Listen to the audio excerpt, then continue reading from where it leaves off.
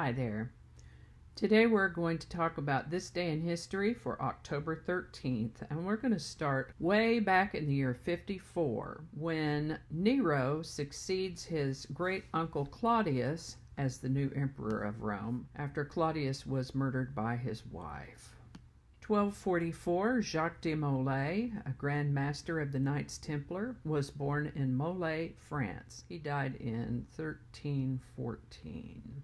In 1601, Danish nobleman, astronomer, and writer Tycho Brahe died in Prague at the age of 54. In 1773, the first spiral galaxy was discovered. French astronomer Charles Messier discovered the Whirlpool Galaxy, also known as Messier 51a. This galaxy is about 30 million light years from Earth. A spiral galaxy is a type of galaxy where stars, gases, and other cosmic dust particles rotate or revolve around a central bulge. Some astronomers think that the bulge may contain a black hole. 1775, Continental Congress authorizes the first naval force, the precursor to the United States Navy.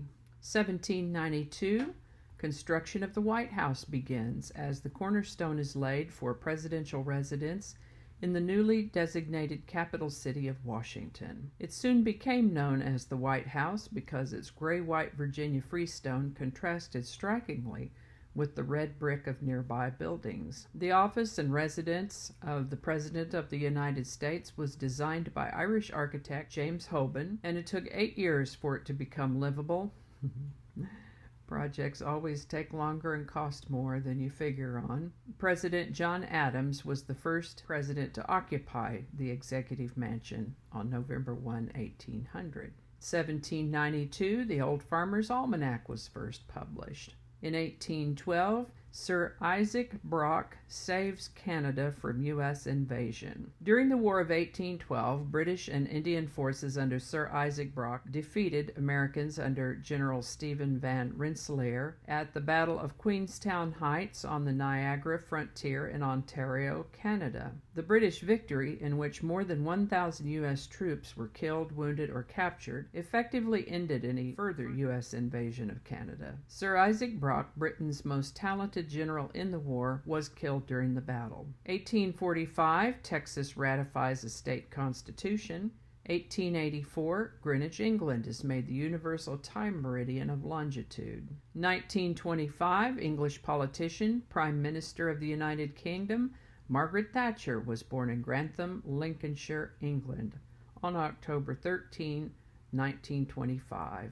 She served as British Prime Minister from 1979 to 1990 and died in 2013 at the age of 87. In 1941, American singer, songwriter, guitarist, and producer Paul Simon was born. In 1943, Italy declares war on Germany. Yes, on October 13th of 1943, the government of Italy declared war on its former Axis partner Germany and joined the battle on the side of the Allies. 1947, Kukla, Fran, and Ollie show with puppets premieres on TV. 1957, atomic age sci-fi thriller The Amazing Colossal Man opens. Movie audiences in America were treated to the science fiction thriller The Amazing Colossal Man, a film that revolves around a character named Colonel Manning, who strays too close to the test of an atomic device in the Nevada desert and is bombarded with plutonium rays. This was but one of many such movies released in the 1950s, and they cannot be dismissed as merely amusing artifacts from that decade. While these weapons were the backbone of the nation's defense system, many in the United States were uncertain about the atomic and hydrogen bombs. Were they too inhumane? What were the repercussions of radioactivity? Could they ever really be used without sealing the fate of all humankind? Hollywood registered these concerns and played upon them. In Them, 1954, ants exposed to radiation grow to enormous size and threaten humanity. They're threatening enough even at their small size.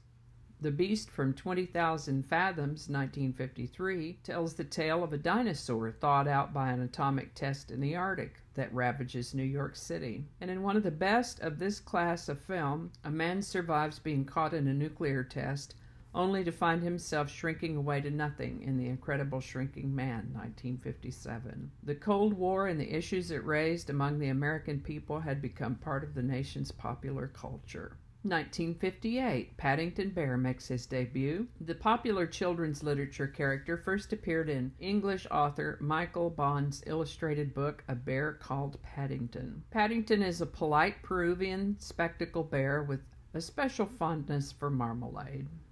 The success of the first book was followed by 20 more books featuring the lovable bear and a successful toy franchise. 1967, the American Basketball Association debuts. Until it folded in 1976, this league offered players and fans a freewheeling alternative to the stodgy NBA. Imagine the NBA being considered stodgy. It was a looser atmosphere, one fan remembered. We could do a lot of things the NBA wouldn't let us do. Its cheerleaders wore bikinis. Trash-talking and fights on the court were the norm, and the league had its own rules. It had a 30-second shot clock instead of the NBA's 24-second timer, and it introduced the three-point shot, which the NBA scorned at first but then adopted. Its players had nicknames like Bad News, Jelly, Magnolia Mouth, and Mr. Excitement. Two of its coaches were affectionately known as Slick and Babe.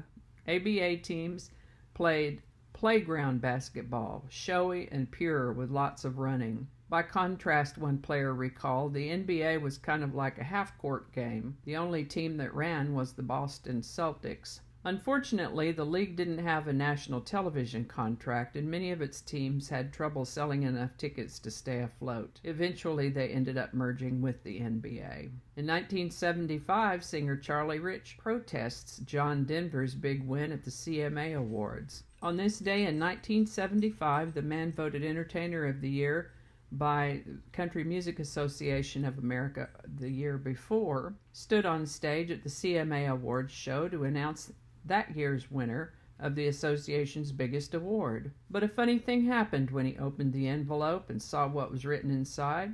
Instead of merely reading the name John Denver and stepping back from the podium, Charlie Rich reached into his pocket for a cigarette lighter and set the envelope on fire right there on stage. Though the display shocked the live audience in attendance, John Denver himself was present only by satellite link-up, and he offered a gracious acceptance speech with no idea what had occurred. In the aftermath of the incident, Charlie Rich was blacklisted from the CMA Awards show for the rest of his career. And while it made better newspaper copy to suggest that he specifically resented John Denver's win, Rich was also, by his own admission, on a combination of prescription pain medication and gin and tonics that night. That kind of stuff will make you do stuff you wouldn't ordinarily do.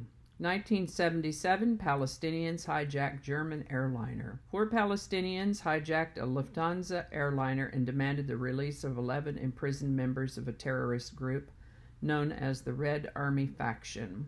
The Red Army Faction was a group of ultra-left revolutionaries who terrorized Germany for 3 decades, assassinating more than 30 corporate, military, and government leaders in an effort to topple capitalism in their homeland. 1999, the Colorado grand jury investigating the case of child beauty queen JonBenet Ramsey, who was murdered in December of 1996, was dismissed, and the Boulder County District Attorney announced no indictments would be made due to insufficient evidence.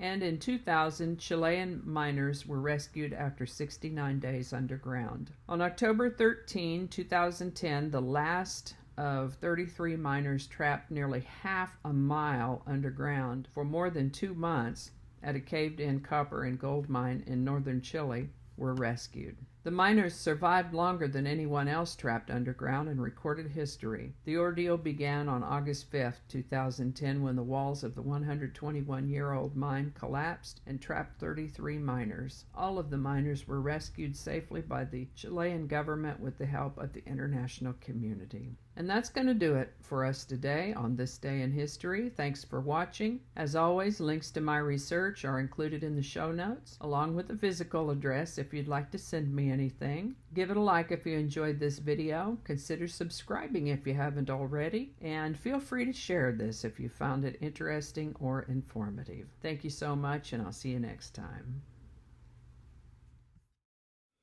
On October on October okay, with the notifications. Oh my. Mouth. Okay. 27. Oh boy, we got our years mixed up. I missed that part. Oh, dang it. I forgot to put his name in there. I'm going to have to look at that. So, plumbing happens.